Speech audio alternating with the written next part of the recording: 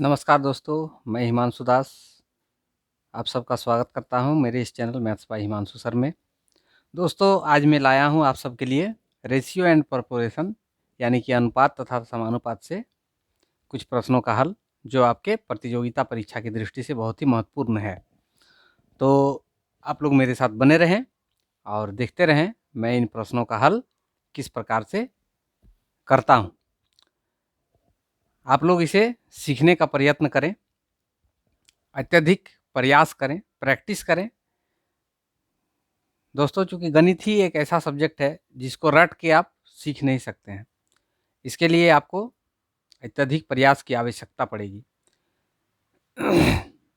जितना अधिक आप प्रयास करेंगे उतना अधिक सीखेंगे। इसको मेरी अगर सलाह माने तो रटने का कोशिश मत कीजिए। जहाँ तक हो सके इसको समझने का कोशिश कीजिए। जब तक इसको समझेंगे नहीं तब तक आप इसको सीख नहीं पाएंगे। ठीक है, तो चलिए आज स्टार्ट करते हैं हम लोग अनुपात तथा समानुपात से कुछ और प्रश्नों के हल, जो आपके प्रतियोगिता परीक्षा की दृष्टि से महत्वपूर्ण है।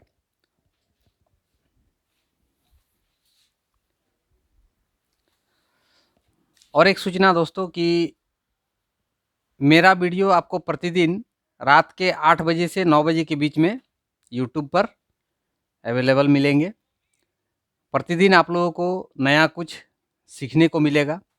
तो इसीलिए मैं आग्रह करता हूं कि जो अब तक मेरे इस चैनल को सब्सक्राइब नहीं किए हैं वे सब्सक्राइब कर लें और बेल आइकन को भी साथ में दबा दें ताकि आपको आने वाले वीडियो का नोटिफिकेशन भी मिलता रहे। चलिए देखते हैं आज के वीडियो में मैं क्या प्रश्न लाया हूं, उनका हल किस प्रकार से होता है। ठीक है,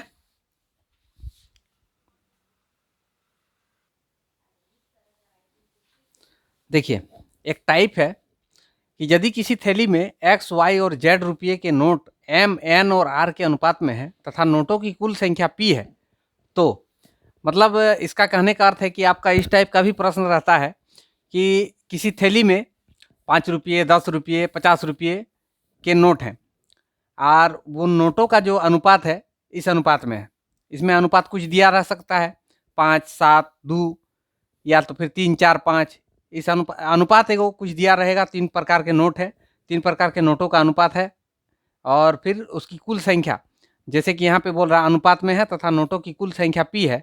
तो अगर इस तरह की स्थिति दिया हुआ है, इसमें अगर पूछे कि एक्स रुपया के नोटों की संख्या है, एक्स की जगह पर 5 हो सकता है, 10 हो सकता है, 20 हो सकता है, 100 हो सकता है, कुछ भी वहाँ पे प्रकार डाल सकता है।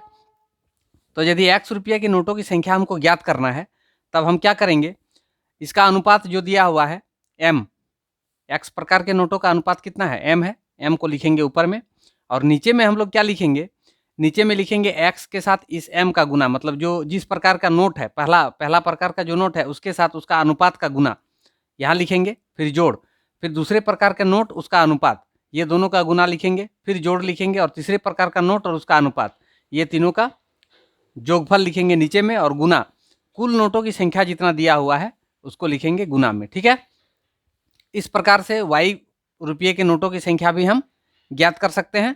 ठीक इसी विधि से, खाली अनुपात यहाँ पे बदल जाएगा। जिसके लिए पूछ रहा है उसका अनुपात लिखना है ऊपर में और नीचे में ये तीनों का योगफल और गुना लास्ट में हम लोग पी जो लिखे हैं वो नोटों की कुल संख्या। इस प्रकार से हम लोग तीनों स्थिति ज्ञात कर सकते हैं। अगर एक्स रुपये की नोटों की संख्या पूछे तो ये स्थिति लगाएंगे, वाई रुपये की नोटों की संख्या पूछे तो ये स्थिति, अगर जेड रुपये की नोटों की संख्या पूछे तो ये स्थिति। ठीक है, देख लेते हैं इसको कुछ प्रश्न में किस प्रकार से इसको हल किया जाता है। ठीक ना,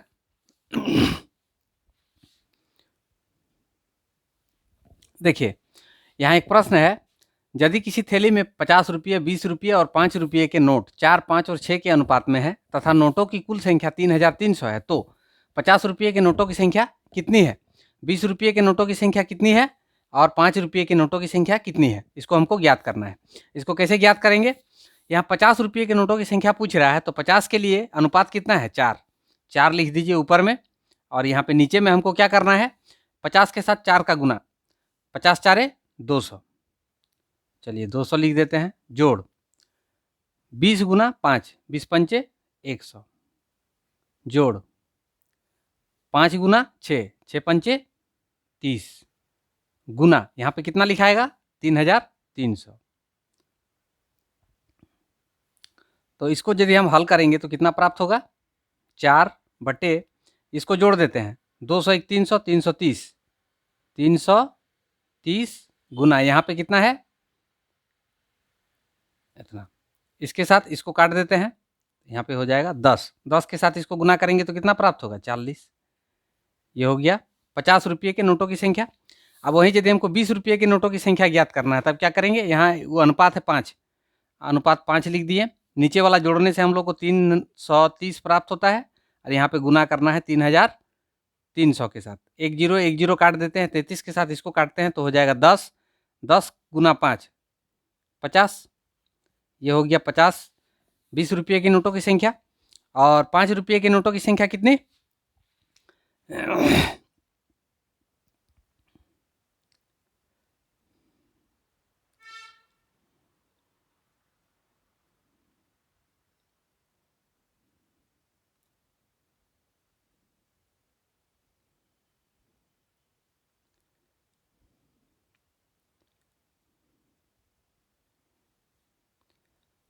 6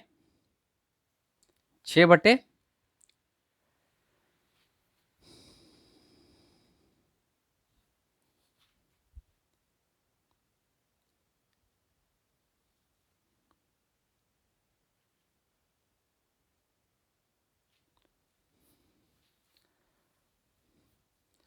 6 बटे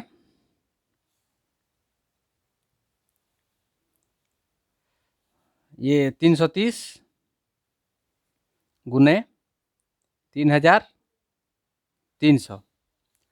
सॉरी, यहाँ पे एक चीज़ मैं थोड़ा मिस्टेक किया था यहाँ बताने में। यहाँ पे नोटों की कुल राशि, यहाँ पे संख्या नहीं, नोटों की कुल राशि होगा। मतलब टोटल नोट जो है उसमें कुल इतना रुपया है, 3300 रुपया है, ठीक है ना। तो 3300 रुपया इसी को लिखना, इसको पी माना जाता है, ठीक है ना। ये नोटों की कुल संख्या नहीं है, नोटों की कुल राशि है। तो अब देखिए यहाँ से ये कटेगा, 1 जीरो 1 जीरो कट गया। 33 से अगर इसको काटते हैं तो 10 होगा। 10 के साथ 6 को गुना करेंगे तो 60 हो जाएगा। मतलब 5 रुपये के नोट की संख्या 60 है, 20 रुपये के नोट की संख्या 50 है, और 50 रुपये के नोटों की संख्या 40 है।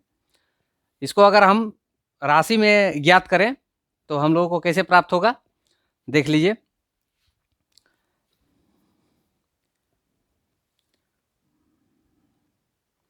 ये 40 है, 40 गुना इसका के रुपया का नोट है? 50 रुपया का। तो 40 गुना 50 कितना हो जाएगा? 4 5 20, 2000। उसके बाद फिर यहाँ देख लीजिए, यहाँ पे है 50। 50 है कितने का नोट है? 20 रुपया का। तो 20 गुना 50, 20 गुना 50, 5 दूनी 10, 1000। उसके बाद फिर यहाँ पे 60 है, ये 5 रुपया का नोट है। तो इसको हम लोग लिखेंगे कितना? 60 गुना 5, 6 पंचे 30, 300। अगर इस 300 को, 1000 को और 2000 को जोड़ दिया जाए तो टोटल कितना रुपया प्राप्त हो जाएगा? 3300। इसको जोड़ने पर टोटल 3300 रुपया प्राप्त होता है, ठीक है ना। ये जो है आपका एक तरह से प्रमाण है, इसको आप प्रमाणित भी कर सकते हैं इस तरह से। आपका प्रश्न है, ये प्रश्न का आंसर इस प्रकार से आप ज्ञात कर सकते हैं। यहाँ पे इसके लिए मैं क्षमा चाहूँगा, यहाँ लिखने में थोड़ा सा गलती हो गया था। 3300 रुपया है, ठीक है, राशि, कुल राशि, टोटल राशि दिया हुआ है कि इतना रुपया, नोटों का कुल राशि जो है 3300 रुपया है। उसका अनुपात 4 5 और 6 है। 50 रुपया, 20 रुपया और 5 रुपया के प्रकार के नोट हैं, ठीक है ना। तो इसमें कितनी कितनी करके नोट है वे अगर हमको ज्ञात करने के लिए बोले, जैसे कि 50 रुपये के नोट के गो हैं, 20 रुपये के नोट के गो हैं और 5 रुपये के नोट के गो हैं, तो हम इस विधि से ज्ञात करेंगे, ठीक है ना। चलिए और एक प्रश्न इसका देख लेते हैं, किस प्रकार से इसका हल होता है। देखिए, एक प्रश्न है, किसी व्यक्ति के पास 235 रुपये है, 1 रुपये 50 पैसे और 25 पैसे के सिक्के के रूप में है, ठीक है ना, जिनकी संख्याओं का अनुपात 11, 15 और 20 है। 50 पैसे की सिक्कों की संख्या क्या है, ये प्रश्न है। इस प्रश्न को हल करने के लिए सबसे पहले इसमें क्या करना होगा, देखिए इसका जो नियम है उस नियम के अनुसार ही हम लोग चलेंगे, लेकिन यहाँ पे जो पैसा में सिक्का जो है पैसा के रूप में जो दिया हुआ है उसको रुपया के रूप में पहले कन्वर्ट कर लेना होगा, यानी कि परिवर्तित कर लेना होगा, ठीक है ना। तो 50 पैसे मतलब कितना, यहाँ पे हम लिख देते हैं 1 रुपया, तो ठीक है 50 पैसा, 50 पैसा बराबर हम कितना रुपया लिख सकते हैं, इसको हमको 100 से भागा करना होगा, पैसा में है, पैसा को रुपया में बदलने के लिए 100 से भागा करेंगे, तो 100 से जब भागा करेंगे तो हो जाएगा 0.5, ये हो गया रुपया। उसके बाद फिर और एक है 25 पैसा, 25 पैसा, इसको अगर हम 100 से भागा करते हैं तो कितना हो जाएगा 0.25 रुपया, ठीक है।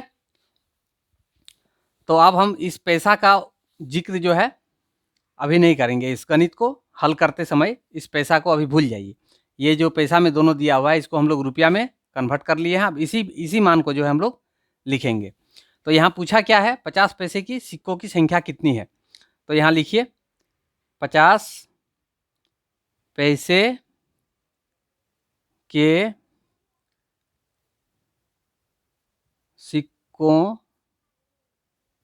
की संख्या बराबर हम लोग क्या लिखेंगे, 50 पैसा के लिए अनुपात, ये देखिए 1 रुपया 50 पैसा और 25 पैसा, ये 3 अनुपात किस रूप में है, इस रूप में 11, 15 और 20 के रूप में। तो 50 पैसा का पूछ रहा है मतलब 15, 15 हो जाएगा ऊपर, नीचे में हमको क्या करना है, 1 के साथ इसका गुना होगा 11 प्लस ये 50, 50 के बदले यहाँ हम लोग 0.5 लिखे हैं ना, 0.5 को इसके साथ गुना करना है, 15 गुना 0.5 जोड़, फिर है 25, 25 के साथ 20 का, यानी 25 के बदले हम लोग कितना लिखे हैं 0.25, इसको 20 के साथ गुना करना है, यानी 20 गुना 0.25, और इनटू में क्या लिखना है, कितना पैसा है उसके पास 235, 235 लिख दिए। अब इसको ऐसे लिखिए 15/11 जोड़, इसको इससे गुना करना है, 15 5 75, ये हो जाएगा 7.5 प्लस इसके साथ इसको गुना करना है, 25 दूनी 50,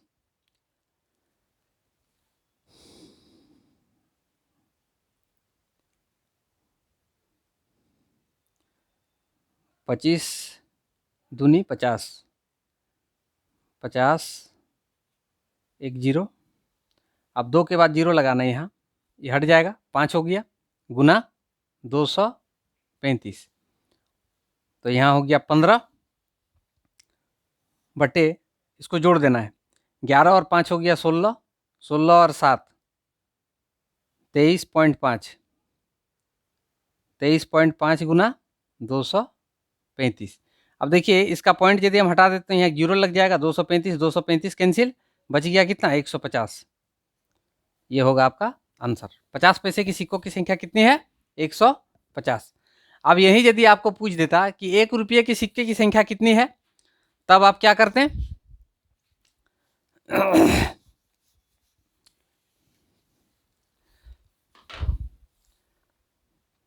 एक रुपये के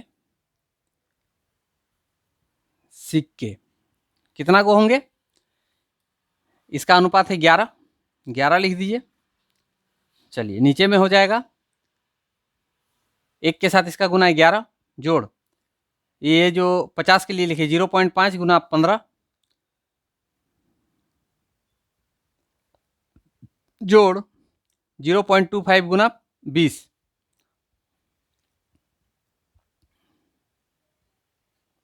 गुना 235।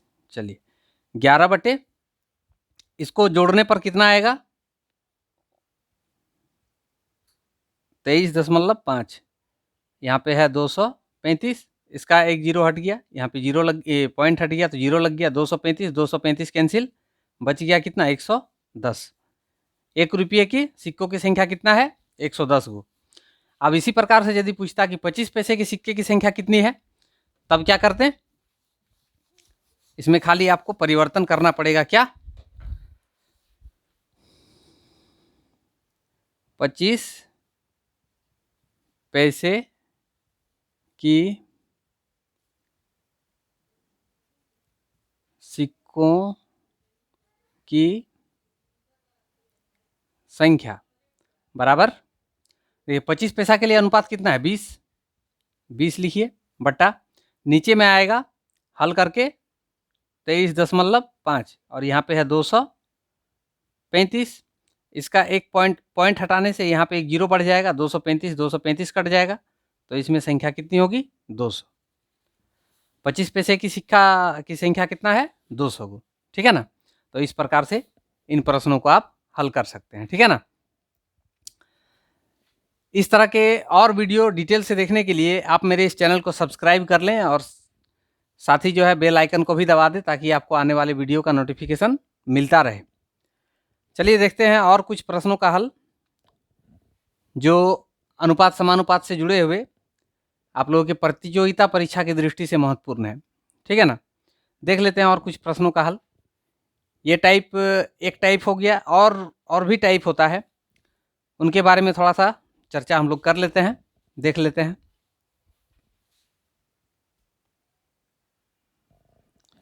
देखिए ये भी एक टाइप है, इस प्रकार के भी प्रश्न जो है अनुपात समानुपात से पूछे जाते हैं। एक बोतल में दूध और पानी का मिश्रण m और n के अनुपात में है तथा एक दूसरे बोतल में उतने ही मिश्रण में इनका अनुपात p और q है। यदि तीसरे बोतल में मिश्रण को डाल दिया जाए उसमें दूध और पानी का अनुपात होगा, क्या होगा ना, पहला अनुपात का जो पहला भाग है, ठीक है, जैसे m है ना, m लिखेंगे, बट्टे में उसका लिखेंगे m प्लस n, ये दोनों अनुपात का जोड़, ठीक है, फिर जोड़ ये जो दूसरा मिश्रण है, दूसरा मिश्रण में दूध का जो भाग है ये पूरा है अनुपात किसके लिए, दूध के लिए, और ये पूरा अनुपात है पानी के लिए। चूंकि देखिए इसमें दूध का जो दूध का जो अनुपात है, जैसे m है, यहाँ पे p है, m और p ये दोनों को जोड़ के, और उसमें दोनों का जो अनुपात है, दोनों अनुपात को नीचे में जोड़ना है, ठीक है ना। m बटे m plus n plus p बटे p प्लस q किया है, अनुपात n बटे m प्लस n बटे ये दोनों का योग, फिर प्लस q बटे इन दोनों का p प्लस q का योग, ठीक है ना। इस अनुपात से हम लोग जो है एक तीसरे बोतल में, जब दो अनुपात हम लोग के पास दिया हुआ है, दो बोतल का अलग अलग अनुपात है दोनों का, वो दोनों मिश्रण को एक तीसरे बोतल में डाल दिया जाता है, तब उसमें दूध और पानी का अनुपात क्या होगा, तो इस विधि से हम लोग उसको ज्ञात कर सकते हैं, ठीक है ना। एक दो प्रश्न का हल करके देख लेते हैं, उसमें हम लोगों का ये क्लियर हो जाएगा किस प्रकार से किया जाता है, ठीक है।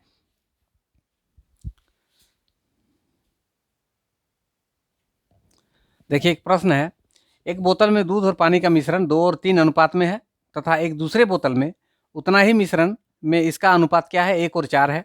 यदि तीसरे बोतल में मिश्रण को डाल दिया जाए तो उसमें दूध और पानी का अनुपात क्या होगा। तो दूध और पानी का अनुपात निकालने के लिए हम लोग क्या लिखते हैं, इसका डायरेक्ट अनुपात लिखिएगा। डायरेक्ट अनुपात कैसे लिखाएगा, ये दूध के लिए है, चलिए इसको लिख देते हैं ऊपर, और ये दोनों का योगफल 2 और 3 5 जोड़, इसमें दूध का कितना है मात्रा 1, चलिए 1 लिख देते हैं, और ये दोनों का जोड़ 4 और 1 5, ये हो गया। फिर अनुपात अब लिखेंगे पानी के लिए, पानी का भाग इसमें कितना है 3 लिखिए ऊपर में, और ये दोनों का योगफल 5 जोड़, यहाँ पे पानी का भाग है 4 और नीचे में 4 और 1 5। इसको यदि हम सरल करते हैं तो यहाँ पे 5 आ जाएगा और यहाँ पे 2 और 1 3 हो जाएगा, ठीक है। चलिए इसको इसी तरह लिखते हैं, 5 4 और 3 7। अब यदि इसको हम सही रूप से लिखें तो इस प्रकार लिखाएगा 3/5 गुना, यदि यहाँ लिखते हैं, हाँ चलिए इसको गुना में यदि हम लिखें तो ये मतलब अनुपात का कहने का अर्थ है कि ये चला जाएगा इसके नीचे में, तो जब इसके नीचे जाएगा तो इसको बदल देंगे हम लोग, 5 हो जाएगा ऊपर और 7 हो जाएगा नीचे, इस तरह से लिखाएगा। यानी कि 3/7, यानी इसको हम लिख सकते हैं 3:7। ये होगा आपका उत्तर। इस प्रकार से इस बोतल, जो तीसरा बोतल में डाला जाता है, उसमें दूध और पानी का अनुपात क्या हो जाएगा? 3:7। ठीक है, इस प्रकार से इस प्रश्न को हम हल कर सकते हैं। इसको और एक विधि से भी हल किया जा सकता है, लेकिन वो आप लोगों के लिए बड़ा हो जाएगा। यही विधि आसान है, इस विधि से आप लोग बनाइए। उस विधि को भी मैं बता देता हूं, उसको किस प्रकार से किया जाता है।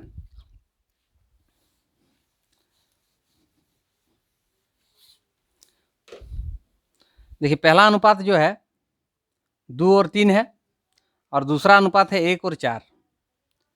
ये दोनों का योग कितना हो जाएगा? 5। ये दोनों का भी योग हो जाएगा 5। मतलब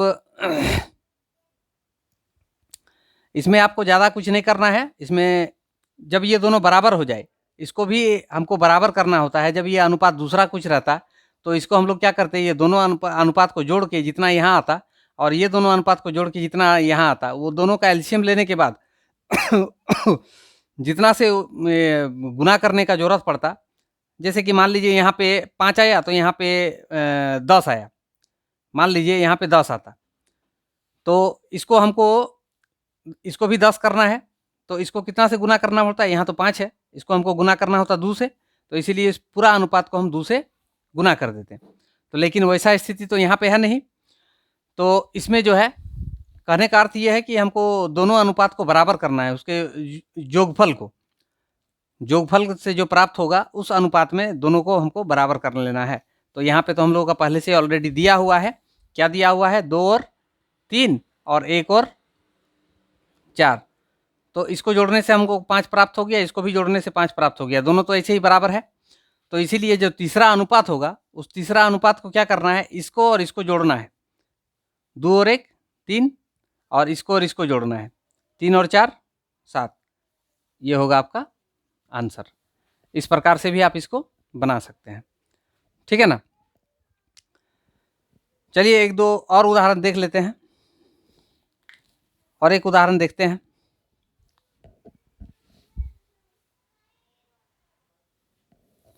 देखिए, एक दूसरा प्रश्न है उसी टाइप में।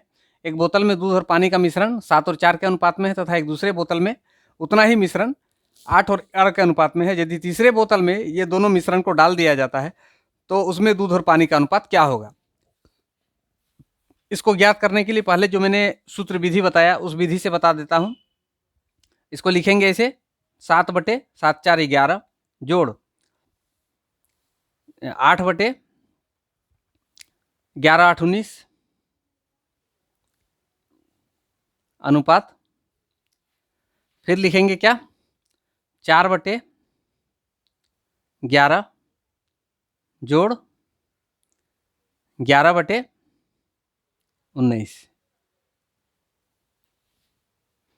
अब इसको हल कर देना है। ये दोनों का एलसीएम नहीं होगा, इसको लिखिए 11 गुना 19। यहाँ पे हो जाएगा 19 7 9 7 63, 7 एकम 7 6 13 133, 11 8 88। यहाँ पे वही हो जाएगा 11 गुना 19। यहाँ पे 19 चौके 9 4 36, 4 एकम 4 3 7 76, 11 11 121। चलिए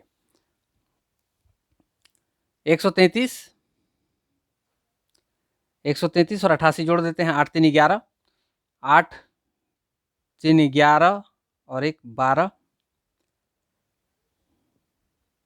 2 221 बटे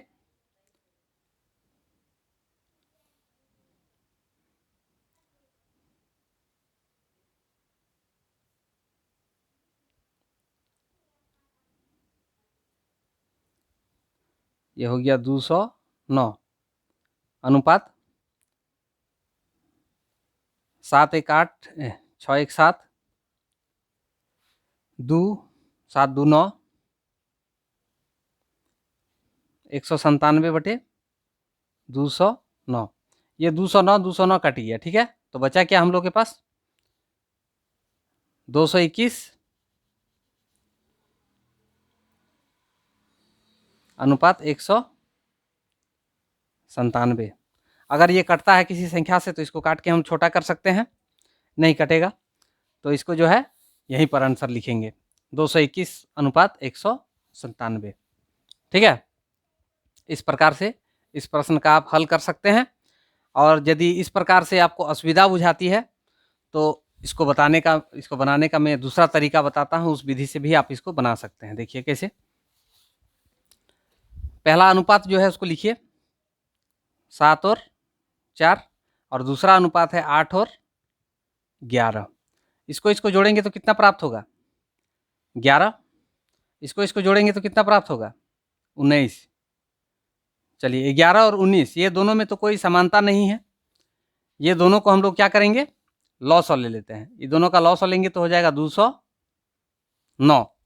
ठीक है, अब इस 11 को हमको कितना से गुना करना पड़ेगा कि 209 हो जाए? 19 के साथ।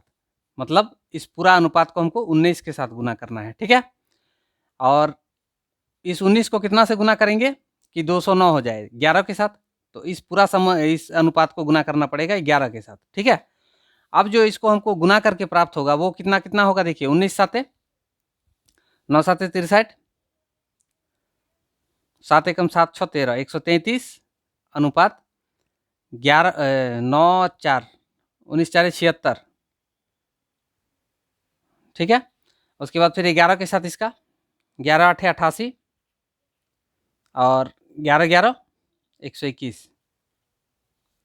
अब क्या करना है? ये दोनों को जोड़ देना है अनुपात को। 8 3 11, 8 3 11 और 1 12, 221 अनुपात इसको जोड़िए 7 7 2 9 1 197 आया।